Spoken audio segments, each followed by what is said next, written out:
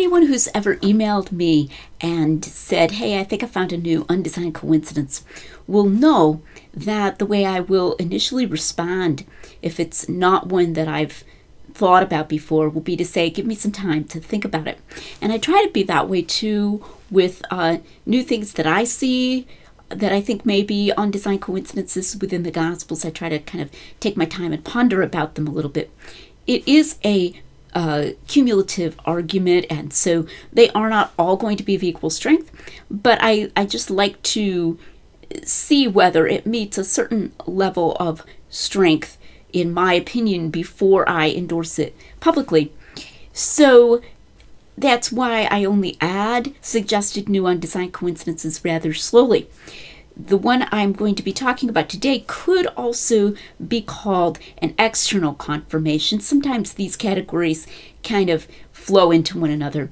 If you're new to my work and you don't know what an undesigned coincidence is, I don't want to take a lot of time in this video to explain it, but it's an interlocking between different texts such that they explain one another in an apparently casual fashion. Sometimes I'll call it a casual connection that points to truth. And if you check my book, Hidden in Plain View, you can find a lot more examples in the Gospels and also between Acts and the Pauline epistles. So today's one is one that I've not seen published anywhere else and that I have not endorsed previously, and it came to my attention in some recent research I was doing as I'm attempting to draft a new popular level book. It begins with a passage in Luke 13. I've used this passage before to discuss Jesus' personality and an aspect that I call his sarcasm. And it's just Luke 13, 31 to 33. Just at that time, some Pharisees came up saying to him, "Go away and depart from here, for Herod wants to kill you." And he said to them, "Go and tell that fox, behold, I cast out demons and performed cures today and tomorrow, and the third day I reached my goal. Nevertheless, I must journey on today and tomorrow and the next, for it cannot be that a prophet should perish outside of Jerusalem." So there's that almost bitter sound in what Jesus says that I call sarcasm. It cannot be that a prophet should perish outside of Jerusalem. This passage occurs in a section that's sometimes called the central section of Luke or the travelogue section of Luke, and it's been a cause of the spilling of a lot of ink among scholars. I may be discussing it in the next video as well. Luke keeps mentioning that Jesus is traveling to Jerusalem, and yet Jesus seems to sort of move around a lot geographically. It does not look like a single journey to Jerusalem. Begins it with Luke 9:51, and he emphasizes there that Jesus is leaving Galilee because the time is approaching for him to be, he says, taken up.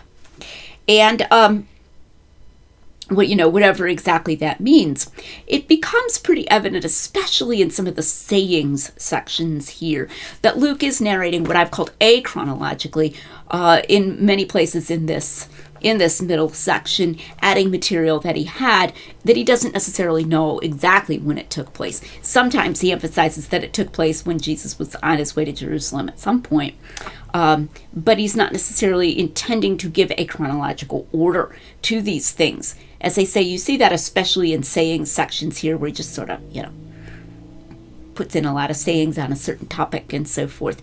And that's what I call a chronological narration. Nonetheless, I think it's safe to say, if only somewhat weakly, I'm not going to bet my life on this, but that it looks like when this incident occurs, Jesus has left Galilee. And we can say this partly because of the statement that he set his face to go to Jerusalem because the time had come for him to be received up. But also because of the way that the Pharisees speak to him.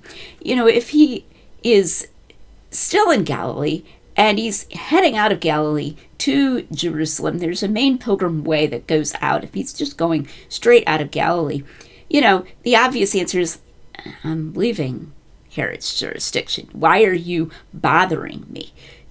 Why would they come up and say this to him if he's still in Galilee, but he's, heading right out? So it looks like he's I would say we can weakly argue, not in Galilee at this point, but he's in Herod's jurisdiction nonetheless. And it's maybe not immediately evident to them where he's going right now, or that he's going to Jerusalem. Now, Luke shows knowledge that Herod was Tetrarch of Galilee, which is true. We have that externally confirmed. And this comes up in Luke 3, 1 and 2, which is this wonderful little passage where Luke lists all of these rulers, including some rather obscure ones, and we can confirm that they, there was an overlap period, this sort of, Venn diagram when they all ruled at the same time. And he mentions Herod, Tetrarch of Galilee. He mentions that again in Luke 23, where Pilate finds out that Jesus is a Galilean during the trial, and so he sends him briefly to Herod, but Jesus will not talk to Herod. He doesn't have a lot of respect for him, as you can see in this passage. Again, that's mentioning Herod's jurisdiction in Galilee, but Luke doesn't mention any other area where Herod had jurisdiction. So this sort of raises a question. If Jesus is not in Galilee, why are they speaking as though he's in Herod's jurisdiction? They're saying, leave here because Herod wants to kill you. We don't know whether they really had any evidence to that effect. The Gospels say that Herod wanted to see him, that he wanted maybe see Jesus work a miracle. He was curious and so forth, but not that he wanted to kill him. They may have just been making that up. And Jesus isn't necessarily accepting their word when he sends this sort of, go tell Herod, this sort of message to Herod. It's really more of a message to them.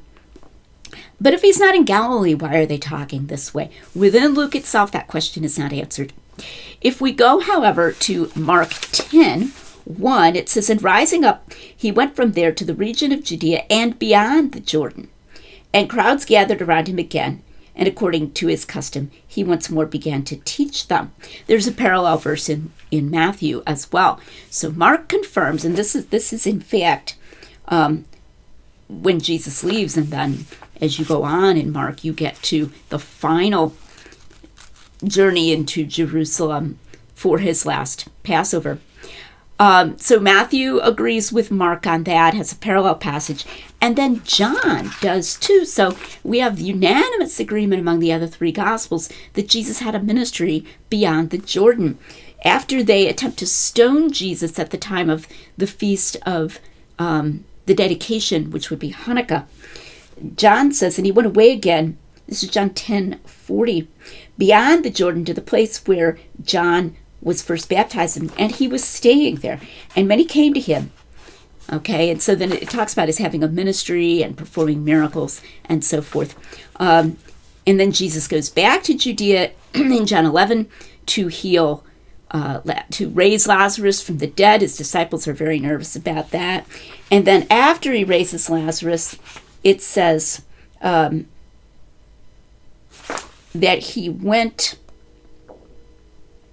away from there, this is 11:54, to the country near the wilderness into a city called Ephraim. And we don't know where Ephraim was. It could have been back over the Transjordan again. I have suggested, and I believe that possibly John A.T. Robinson also suggested this, that Luke 9:51 corresponds to Jesus traveling to Jerusalem in John 7 for the Feast of Tabernacles. The Feast of Tabernacles, by the way, is right about this time here in the fall right before his crucifixion the following spring in the Passover, and that he never returned to Galilee. Why am I saying all of this? Well, Mark, Matthew, and John all agree that Jesus had a ministry in the Transjordan toward the end of his life, after he had gone south to Jerusalem. And he may even have gone back and forth a couple times from Jerusalem to the Transjordan. There was a region in the Transjordan known as Perea. So now we're getting to the punchline. And kind of, you can find a map of it, kind of a strip over there on the east side of the Jordan River. And Josephus tells us that Herod Antipas was Tetrarch of Galilee and Perea. So that's the external background information. And I believe this explains Luke 13 very well. And that Luke had sources that knew that this conversation took place. Whether they told Luke or not that it took place in Perea, maybe they didn't, okay? But that it would make a lot of sense that Jesus is going down there, and during that 6-month period approximately from the Feast of Tabernacles to the following Feast of Passover, he's staying out of Galilee, but he's going to Jerusalem for a couple of different feasts, and then he's going back to the Transjordan. He's having this Transjordan Perean ministry.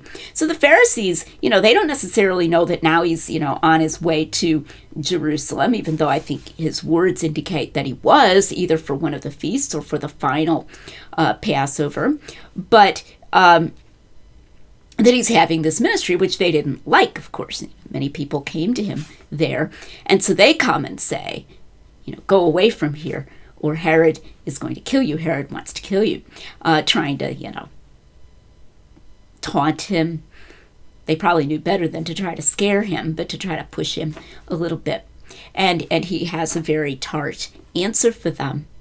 So I think that the other Gospels' discussion of that Transjordan ministry and allusion to that Transjordan ministry toward the end of Jesus' life, together with that information from Josephus that Herod was tetrarch of Perea as well as of Galilee, explains this exchange in Luke. I think that's really cool. Next time, I think I'm going to be talking a little bit more about how this central section of Luke might intersect with John, and I think I'll put that under the category of reconcilable variation. And I've had some more thoughts about that as I've been doing my research more recently. I also wrote about it some time ago.